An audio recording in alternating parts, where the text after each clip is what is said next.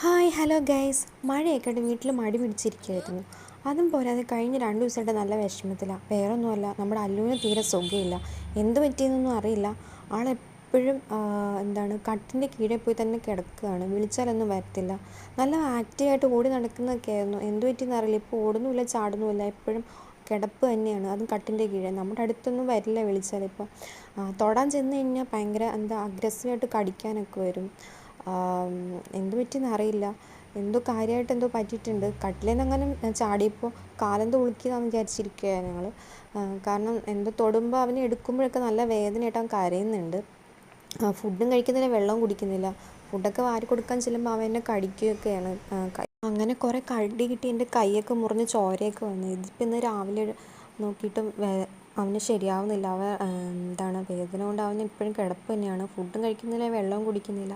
അപ്പോൾ ഇനി എന്തായാലും നോക്കിയിട്ട് കയ്യിൽ എന്തായാലും ഹോസ്പിറ്റലിൽ കൊണ്ടുവന്ന് വിചാരിച്ച് നമ്മൾ രാവിലെ റെഡിയായി അവനെയും കൊണ്ട് പോകാനായിട്ട്. അപ്പോൾ ഒന്ന് ഹോസ്പിറ്റലിൽ പോവാണ് രാവിലെ. ഇത് അടുത്ത് തന്നെയുള്ളൊരു ഗവൺമെൻറ് ഹോസ്പിറ്റലായിരുന്നു കേട്ടോ. അവിടെ ചെന്ന് അവന് ഡോക്ടറെ കണ്ടു കഴിഞ്ഞപ്പോഴത്തേക്കും എന്തോ ഡൈജഷൻ്റെ പ്രോബ്ലം ആണെന്നൊക്കെ പറഞ്ഞു. എന്താണെന്നറിയില്ല. പിന്നെ മെഡിസിനൊക്കെ തന്നു. 2 ഇഞ്ചക്ഷനൊക്കെ ഉണ്ടായിരുന്നു. 2 ഇഞ്ചക്ഷനൊക്കെ എടുത്തു കേട്ടോ. ആൾ ആക്റ്റീവ് ഒന്നും ആയില്ല. എന്നിട്ട് നല്ല വിഷമത്തിലാണ്. പിന്നെ നമ്മൾ വണ്ടിയിൽ കയറി അവൻ്റെ സീറ്റിന് താഴെ കിടക്കുകയാണ്. അവനാണെങ്കിൽ അടുത്തൊന്നും വരുന്നില്ല, വേദന ഉണ്ടാവും. അവനാണെങ്കിൽ ഭയങ്കര വിഷമത്തിലാണ്. നമ്മൾ ഡോക്ടറൊക്കെ കണ്ടിട്ട് നമ്മൾ മെഡിസിൻ വാങ്ങാനായിട്ട് പുറത്തുനിന്ന് കുറച്ച് മെഡിസിൻ വാങ്ങാനുണ്ട്. അപ്പോൾ അത് വാങ്ങാൻ വേണ്ടി നമ്മൾ വെയിറ്റ് ചെയ്യണം ഇവിടെ. അതിൽ അവൻ ബൈക്ക് സീറ്റിൽ താഴെ പോയിക്കാണ് കേട്ടോ.